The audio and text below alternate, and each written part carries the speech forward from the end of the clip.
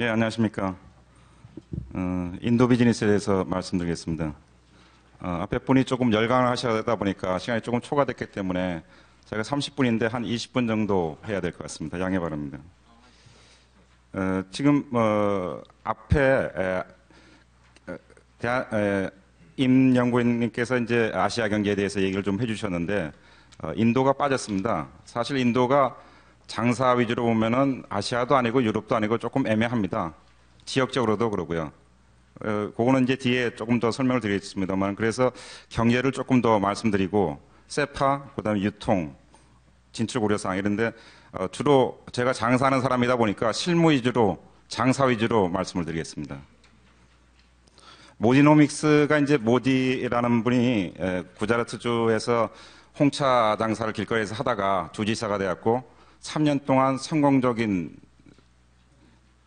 투자를 유치했죠. 그래서 드디어 작년도에 인도 최고지인 수상에 올랐습니다. 그래서 모디가 내세우는 것이 이제 모디노믹스인데 메이크 인 인디아를 내세웠습니다. 뭐 아시겠지만은 중국이 성장한 것은 외자 기업이 중국에 많이 진출해서 중국 수출 기업의 53% 이상이 외자 기업, 외국에서 수출하는 회사들이 수출한 것인데 인도는 그렇지가 못했죠. 제조업이 약하니까 제조를 키워야 되겠다. 그래서 메이크 인 인디아입니다. 이게 이제 뭐 여러 가지 얘기가 많이 있습니다만 한 참고하시고요. 그 모디노믹스가 메이크 인 인디아 제조업의 기체를 걸고 한번 해보겠다. 10년 뒤에 지금의 중국을 따라잡을 수 있겠다. 이런 것을 이해하시면 되겠습니다. 우리나라가 지금 인도에 진출하는 회사들이 대부분 대기업이 많이 가 있는데 최근에 이제 한국전용공단을 지금 만들고 있습니다. 10년 전부터 준비를 해서 라자스탄 주에 지금 하고 있는데 그전에는 구자라트 주에 얘기하다가 잘안 돼서 라자스탄 주였는데 라자스탄 주에서도 뭐 우여곡절이 많았죠. 시간이 많이 걸리는 나라니까. 그렇지만은 올해 2월 달에 부지를 할당하는 걸로 해서 지금 30개 기업이 진출을 검토하고 있고 그 옆에는 일본 전용공단이 지금 한 83% 정도 분양이 완료됐다고 합니다. 인도 수출입 현황을 말씀드리면은 인도가 보면은 2009년도, 10년도에 좀 껑충 뛰었습니다. 그러고 나서 2011년도까지 올라갔다가 쭉 떨어져서 2014년도에 또 조금 올랐습니다. 왜 그럴까요?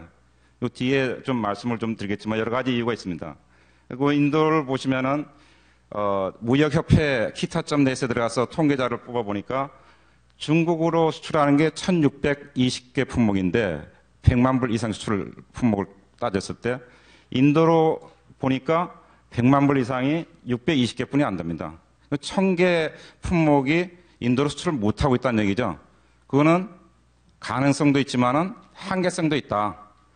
제 개인적인 생각에는 소비재나 이런 것들이 많이 진출을 못하고 있기 때문이 아니겠는가. 지금 인도로 수출하고 있는 우리나라 무역 규모가 인도네시아하고 비슷한데 인도네시아도 100만 불 이상이 720개. 베트남은 인도보다 더 많이 수출하지만 한 1000개 정도 되거든요. 인도에는 왜 이렇게 적은 품목이 수출되냐. 제한된 품목만 수출이 된다는 것은 되는 건 되고 안 되는 건 안 된다. 이렇게 볼 수 있습니다. 여기 GDP 성장률을 보시면은 인도가 2014년도에 좀 올랐다는데 보면은 쭉 떨어지다가 2014년도에 올랐죠. 성장률이. 내년에는 지금 전망은 6.4%에서 6.5%를 얘기합니다. 그리고 이러한 것들이 이제 분위기라는 게 있는데 분위기가 모디가 수상이 되고 나서 인도 사람들이 전부 다 잘 될 것이다. 이렇게 얘기는 하고 있습니다. 그리고 분위기는 상당히 좋습니다. 경제 성장률도 올라갈 것이고 모디가 친기업적인 정책을 펴서 인도가 많이 변할 것이다. 근데 실질적으로는 조금 주춤을 좀 합니다. 인도가 이제 만성 무역 적자국인데 석유의 한 40%를 중동에 수입하고 있습니다. 그래서 그것 때문에 여러 가지 인도 경제에 미치는 영향이 큰데 거꾸로 인도에서 수출하는 나라 중에 상당 부분이 중동 지역입니다. 그러니까 중동 지역에 최근에 오일 쇼크 영향으로 해서 이란, 이라크 이쪽에 수출하는 게 많이 줄었습니다. 그래서 사실은 연초에는 조금 투자를 추춤하는 그런 분위기입니다. 자, 세파는 이거 2010년도에 발효된 겁니다. 2010년도에 발효됐는데 뭐 이제 와서 뚱딴짓처럼 왜 얘기하느냐? 한국 사람들이 잘 잊어먹죠. 인도 사람들은 세파가 있는지도 모릅니다. 세파라는 것은 이제 여기 썼습니다만은 포괄 경제 협력 체제에서 FTA를 포함하는 건데 2010년도에 발효된 게 이재료로 해서 바로 발효된 게 있고 5년간 걸리는 게 있고 8년간 걸리는 게 있습니다. 중국도 이제 뭐 한 10년간 걸려서도 한다고 그러는데 인도 사람들이 좀 느긋하죠. 찔기니까 처음으로 이렇게 늦게까지 했습니다. 이런 것들이 한국에서도 보면은 수입 품목이 어느 날 갑자기 작년부터 폭증한 게 있습니다. 그런 품목들이 왜 그러냐면은 올해부터 관세가 제로된다는 걸 알았거든요. 그래갖고 중국하고 인도하고 수입하는 걸 비교를 해보니까 중국보다 인도가 더 싸더라. 그래서 인도 걸 수입하자. 뭐 최근에 원당 같은 경우 보면은 그런 현상이 지금 나타나고 있습니다. 그리고 8년 동안 관세율이 낮아지는 이런 품목들은 보면은 올해부터 좀 제대로 효과를 발휘할 것이다. 그런데 이런 세파를 한국에서도 잘 모르는 기업들이 많고 인도 사람들은 전혀 모릅니다. 그러니까 우리가 알려줘야 돼요. 자, 이게 우리가 세파 CO를 발행해 주면은 너희 나라에서 수입할 때 관세율이 몇 프로다. 이거를 생색을 내면서 가르쳐줘야지 인도 사람들이 이해를 합니다. 그래서 세파를 참고로 했고요. 세파에 대해서는 이제 관세청의 포털 사이트 아시겠지만 가셔 보시면은 내가 하는 품목의 관세율이 얼마라는 게 나와 있습니다. 세파 CO는 이제 FTAC에 많이 발행해 보셨겠지만은 동남아에 비해서는 조금 까다롭습니다. 3일 전에 발행을 신청을 하고 그래서 빠꾸가 되면 또 다시 또 신청하고 뭐 이렇게 해야 되는데 이 세파 CO가 합의문상에는 통관한 이후에도 원산지 증명서가 제출이 되면은 관세를 냈던 걸 환급을 받습니다. 우리나라는 그렇게 해주는데 인도에서는 그게 안 됩니다. 통관 전까지 세파 CO가 인도에 도착을 해야 됩니다. 원본이. 그러지 않으면은 관세 혜택이 없습니다. 이건 실무적인 얘기이기 때문에 참고하시고요. 자, 유통에 대해서 말씀을 드리겠습니다. 좀 빨리 나가고 있는데 인도 관세율이 좀 복잡하죠. 우리나라는 뭐 기본 관세율 10%만 하면 되는데 인도는 10%가 아니고 뭐 부가관세도 있고 특별관세도 있고 뭐 이렇습니다. 그래서 이건 이제 유통 구조를 일반적으로 얘기를 했는데 왜 한국의 식품이나 소비재나 이런 것들이 인도에 팔리지 않느냐. 예를 들어서 말씀드리겠습니다. 한국의 라면이 중국에 공장을 지어서 많이 진출했는데 인도도 라면인데 진출을 좀 못하고 있죠. 왜 그럴까요? 한국의 라면이 1,000원, 예를 들어서 1달러라고 봅시다. 1달러가 인도에 가면 얼마가 되느냐? 1달러가 인도에 가면은 식품이기 때문에 기본관세율이 30%입니다. 거기다 부가관세라는 게 있고 부가관세라는 것은 인도 제조업체에서 부가는 소비세인데 이 MRP라고 해서 소비자 가격에 얼마를 빼서 몇 프로를 하면 이제 부가관세 됩니다. 부가관세 이게 품목마다 틀려요. 그다음에 특별관세도 있고 이렇게 해서 56.8%가 나옵니다. 그러면 1 곱하기 1.56을 해야 되겠죠. 그럼 1.56달러가 됐습니다. 거기다가 VAT 1.12% 하면 1.7 정도 나옵니다. 거기다가 유통마진이 40%니까 1.4를 해야 되죠. 그럼 2. 얼마가 됩니다.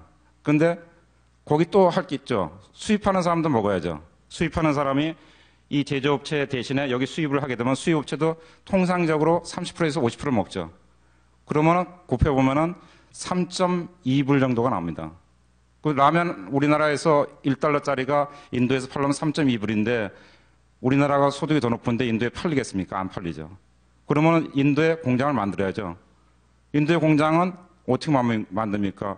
물건이 팔리질 않는데 이 딜레마죠. 그래서 한국 식품 회사들이 인도에 진출을 많이 못하고 있는 기본적인 이유입니다. 물론 이런 방법이 있습니다. 지금 롯데가 하는 것처럼 이런 유통망을 가진 기업들을 인수합병을 하는 겁니다. 그래서 유통망을 갖춘 다음에 현지에서 만드는 거죠. 그래서 롯데만이 유일하게 첸나이에서 초코파이 만들어서 잘 팔고 있습니다.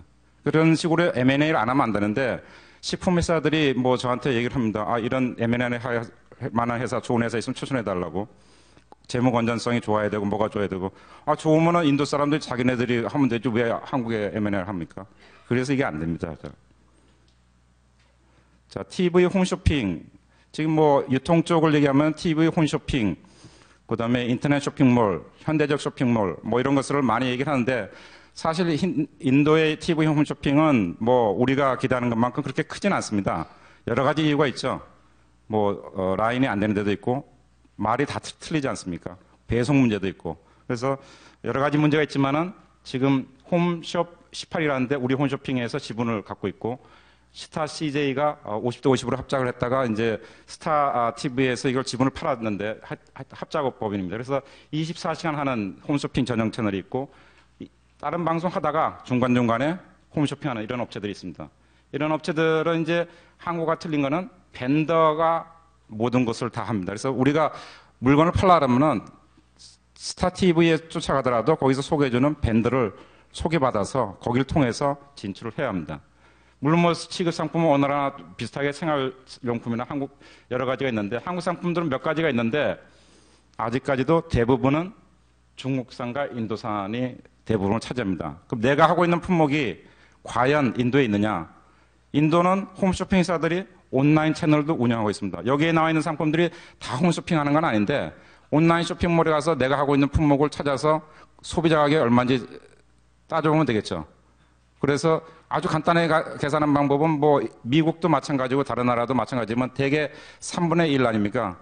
우리가 미국에 1달러에 수출하면은 미국 소비자 가격은 3불이 되는 거죠. 그런 식으로 따져보면은 내가 하고 있는 품목이 인도에서 팔릴 것인지 안 팔릴 것인지 금방 알 수가 있습니다. 그래서 상품 선정 기준, 이건 뭐, 홈쇼핑 회사에서 하는 얘기인데 팔 수 있는 제품인가? 당연하죠. 팔리더라도 얼마 정도 매출이 나와야 된다. 두 번째는 클레임 가능성이 큰가? 클레임 가능성이 큰가? 전자전기 제품 이런 것들은 어렵다는 거죠. 왜? AS망이 없으면 안 팔리니까. 결국 이런 제품들은 현지의 AS망 같은 현지 업체 제품 외에는 한국 거 팔기가 힘들다는 겁니다. 마진이 적합한가? 가격이 낮아야 된다는 소리입니다. 독창적 제품인가? 뭔가 좀 틀린 거. 뭔가 좀 틀린 제품이 뭐 항상 있는 건 아니지만 그래도 뭔가 좀 틀린 거, 튀는 거 이런 것을 찾는다는 소리입니다. 자, 온라인 쇼핑몰은 인도에 지각 변동이 많았습니다. 그전에도 많았는데 특징은 이게 매년 바뀐다는 겁니다. 왜? 알리바바가 오늘 갑자기 상장하더니 세계 1위 기업이 보이는데 인도는 왜? 인도도. 그래서 지금 얘기를 나온 게 양대 온라인 쇼핑몰이 프리카트하고 스냅딜인데 이 회사들이 창업한 지 얼마 안 된 회사들입니다. 그런데 투자들은 전부 1조씩 받아놨어요. 우리나라의 온라인 쇼핑몰보다도 작은 시장인데 왜 1조씩 받았을까요? 그것도 외국 기업들이. 성장성을 이제 크게 보는 건데 그만큼 빨리 변합니다. 그리고 여기에 이제 3위 업체가 자봉이라는 건데 여기는 2012년도에 창업했어요. 2012년 얼마 되지도 않았잖아요. 그러니까 굉장히 빨리 변하고 있다, 온라인 시장이. 그리고 이러다 보니까 이런 거대 기업들이 나타나다 보니까 이제는 품목도 전문적으로 하는 그런 온라인 쇼핑몰이 지금 생겨나고 있습니다. 현대식 유통망은 그냥 참고로 넣었습니다. 뭐 우리나라도 홈플러스니 뭐 여러 군데 있지만은 인도가 이런 현대식 유통망들이 뭐 8대 도시, 아니면 100대 도시, 많이 나간 데가 한 120개 도시까지 나갔는데 아직까지는 재래식 시장이 더 크죠. 우리나라도 뭐 재래식 시장 아직까지 있지만은 인도는 재래식 시장이 아직도 90% 이상을 점유하고 있습니다. 그렇지만은 우리가 말 못하는 데 가서 어떻게 물건을 팝니까? 그러니까 결국은 현대식 유통망의 벤더를 통해서 파는 수밖에 없기 때문에 이런 시장들이 있다. 이걸 참고로 적어놨습니다. 자, 인도에 진출할 때 환율 얘기를 좀 해야 되겠습니다. 우리나라는 사실 환율이 어떻게 보면은 경상 흑자가 계속되다 보니까 웬만해서는 환율이 1200원을 넘어갈 일이 별로 없습니다. 얼마 전만 해도 1150원은 넘을 것이다. 그러더니 이게 또 환율이라는 게 또 반란을 이렇게 갖고 1080원 돼서 왔다 갔다 하는데 인도는 환율이 올라가기만 하고 내려간 적이 없어요. 왜 그러냐? 이게 인도가 항상 무역 적자의 경상 적자거든요. 항상 돈이 모자랍니다. 돈이 모자라다 보니까 어떻게 합니까? 외국 회사들한테 투자한 걸 갖고서 메꿔서 지금 꾸려나가야 되는데 그러다 보니까 문제가 좀 있습니다. 옛날에는 이 옛날이랄 것도 없고 한 5년 전에 2010년도에는 42루피에서 왔다 갔다 했어요. 그러다가 2010년도에 55루피, 53루피에서 55루피로 뛰었습니다. 30%가 뛴 거죠, 갑자기. 그러고 나서 2013년 9월쯤 됐을 때 갑자기 62루피로 뛰었습니다. 또 20% 이상 뛰었습니다. 우리가 예를 들어서 우리나라 환율이 850원, 900원이었다. 그럼 우리나라 환율 따지면은 한 1,300원, 1,400원 이 정도 되는 거죠. 그러다 보니까 어떤 현상이 일어납니까? 인도에서 수입하는 사람들은 인도 물가가 아무리 빨리 상장한다 해도 환율이 이렇게 빨리 올라가니까 싼 걸 찾는 거죠. 저도 이제 인도에 기계를 수출하고 있습니다만은 어려운 점이, 이게 환율이 이러다 보니까 가격 더 내려야 되는 거 아니냐. 그리고 인도 정부에서는 환율이 이렇게 갑자기 변화하는 걸 원치 않기 때문에 환율을 안정을 하려고 합니다. 물론 외국에서 투자를 하면 되는데 외국 투자가 시간이 걸리죠. 그러다 보니까 LC를 개설하더라도 시간이 많이 걸립니다. 제가 뭐 지금 LC 받는데 보면은 대개 정부기관 은행에서 LC 개설하면은 빠르면 1개월, 안 그러면 6개월까지 걸립니다. LC 개설할 때 이제 대부분 그 대출 형태로 유전스를 LC를 개설하는데 그러다 보니까 이게 한참 기다려야 돼요. 그러다 보니까 장사가 조금 원활하지 못한 점이 있습니다. 그래서 환율이 앞으로 어떻게 될 것이냐. 제가 작년 말에 인도에 가서 한번 물어봤더니 인도가 뭐 한 62루피 하다가 러시아 사태 때문에 63루피까지 올랐었습니다. 그때. 그래서 물어봤더니 한 65까지는 가지 않겠느냐. 근데 지금은 한 62루피, 61루피 이 정도에서 안정이 됐습니다. 그래서 모디노믹스가 성공을 해서 해외 투자가 많이 되면은 61, 62에서 유지가 되겠지만은 이게 한 1, 2년 있다가 또 갑자기 뛸 수도 있습니다. 이것을 염두에 둬야 되는 겁니다. 자, 진출 방안에 대해서는 뭐 잘 아시는 4P 개념을 해서 마케팅 전략을 짜야 되는데 뭐 무역협회에서 하는 전문 무역상사, 무역협회 키타.net에서 들어가서 전문 무역상사 치시면은 품목별, 지역별로 전문 무역 상사가 있습니다. 이런 업체를 찾아서 하면은 무역을 위탁하는 거죠. 우리 회사 걸 팔아달라. 근데 우리 회사는 그렇게는 못해. 내가 담당자인데 내가 직접 해야지. 그럼 가야죠. 가서 대리점을 하든 디스트리뷰터를 발굴하든 해야 되는데 그럼 어떻게 하느냐 잘 모르는데 인도에. 자, 뭐 여러 가지 방법들이 있겠지만 제일 좋은 방법은 이제 간단한 방법이 인터넷으로 찾는 방법이죠. 인터넷에 알리바바는 아니지만 인디아마트닷컴이라고 있습니다. 여기에 가서 자기 제품을 쳐보면은 현재 어떤 경쟁사들이 들어와 있고 우리 제품이 가능성이 있는지 없는지 판단을 할 수가 있습니다. 그다음에 전문 전시에 참가하는 건데 한국 전시회 참가 중에서 가장 좀 비효율적이라고 생각하는 건 이건 제가 개인적으로 생각했을 때 한국무역관입니다. 예를 들어서 한 지역에다가 잡다한 제품을 모아놓고 한국 전시회 이렇게 해버리면 사람이 옛날 시장 작을 때 예를 들어서 스리랑카라든가 미얀마 같은 데는 됩니다. 인도만 해도 나라 크니까 안 됩니다. 전문 전시회를 가야 됩니다. 제가 하는 기계 품목 같은 경우에는 작년도에 8군데 전시회를 갔었습니다. 지역마다 다 틀립니다. 전시회가. 그렇게 전문 전시회를 가야지 해당되는 바이어를 찾을 수가 있는데 그냥 두리뭉실해서 정부에서 지원해 주니까 지원금 나오니까 출장 비용만 있으면 되니까 가보자. 그러면 성과가 없을 수가 있습니다. 왜? 전문적인 바이어가 잘 안 오는 거죠. 뭐 아시겠지만 전시회 가서 3%나 5% 정도만 진짜 바이어고 나머지 95%는 다 떨거지 아닙니까? 전혀 도움이 안 되는 사람들이죠. 그래서 제대로 된 전시회를 찾아가는 게 상당히 중요합니다. 그다음에 진출 유막 품목, 뭐 중국과 경합하여 기술력이 앞선 제품. 아시겠지만 중국이 많이 쫓아왔죠. 중국하고 어떤 제품은 뭐 1, 2년도 쫓아왔는데 옛날에는 중국하고 하면은 한 뭐 20%는 30% 차이 나면 한국 거 사지. 지금은 중국 제품도 좋아. 그 정도는 아니고 한 10%나 20% 차이 나면 한국 한번 생각해 볼까?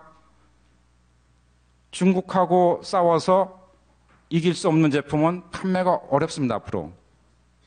이거 고민을 좀 많이 해야 됩니다. 옛날에 인도에 수출하려는 분을 상담해 보면은 뭘 내세울 수 있냐? 우리 회사 제품은 품질이 앞선다. 굉장히 애매모호하진 말이지만 그거 갖고는 안 됩니다. 객관적으로 인도 사람들이 상당히 논리적이죠. 왜 우리 제품이 중국보다 나은지. 품질 갖고는 안 되고 품질은 기본이고 뭐가 차이가 나는지 왜 가격이 비싼지 우리 제품을 사면 어떤 이득이 있는지 이걸 설득을 해줘야 됩니다. 물건을 팔 때 기본적인 장사의 개념은 뭡니까? 상대방 입장에서 생각해 보는 거죠. 내 물건을 팔 때 내 물건을 떠들 거 갖고는 알 수가 없는 거고 상대방 입장에서 서서 내 물건을 요리조리 검토해갖고 요거를 어떻게 설득하면 되겠다 그런 걸 한번 생각해 보는 겁니다. 그 다음에 환율 요인 아까 말씀을 드렸고요. 가격 경쟁력이 환율이 변하더라도 팔 수 있는 그런 품목 뭐 세파수의 품목도 들어갈 수 있겠습니다. 그 다음에 독창제 제품 아까 말씀드렸고요. 그 다음에 현지화 및 현재 생산이 가능한 제품. 이런 제품들은 지금 사실 뭐 한국 소비재들이나 한국 화장품들은 인도에 진출을 못했습니다. 여러 가지 이유가 있겠지만 가격이 가장 큰 것이 아니겠는가. 특히 건축자재. 뭐 이런 것들은 그렇고요. 뭐 그래서 인도에 진출하려면 현지에 참가를 해서 현지에서 현지화해서 팔 수 있는 분모, 이게 하루아침에 이루어지지는 않겠지만은 그런 전략을 세우고 들어가야 된다, 이렇게 말씀드리겠습니다. 이 통관 문제는 뭐 급행료 있는 거는 뭐 어느 나라나 마찬가지지만은 인도는 조금 정도가 좀 심하고, 예를 들어서 인도에 통관하는데 시간이 많이 걸리기 때문에 인도에 물건을 실으면은 2주 동안 뭐 프리 디텐션, 그러니까 뭐 2주 안에 통관할 수 있도록 공짜로 해달라, 물건 통관 지연이 되더라도, 이런 요구를 많이 하죠. 통관이 좀 복잡하고 뒷돈을 많이 요구하고 까다롭기 때문에 모르는데, 하여튼 그런 사소한 문제가 있다. 그다음에 뭐 인보이스하고 패킹하고 일치를 해야 된다. 뭐 이런 얘기는 한번 읽어보시기 바랍니다. 더 자세한 사항은 사실은 이제 업체별로 상담이 있기 때문에, 아무리 제가 잘 얘기를 해도 업체별로 다 틀리기 때문에 좀 와닿는 분도 있고 와닿지 않는 분도 있고 그러기 때문에 이 짧은 시간에 모든 걸 다 설명드릴 수가 없기 때문에 이만 마치겠습니다. 감사합니다.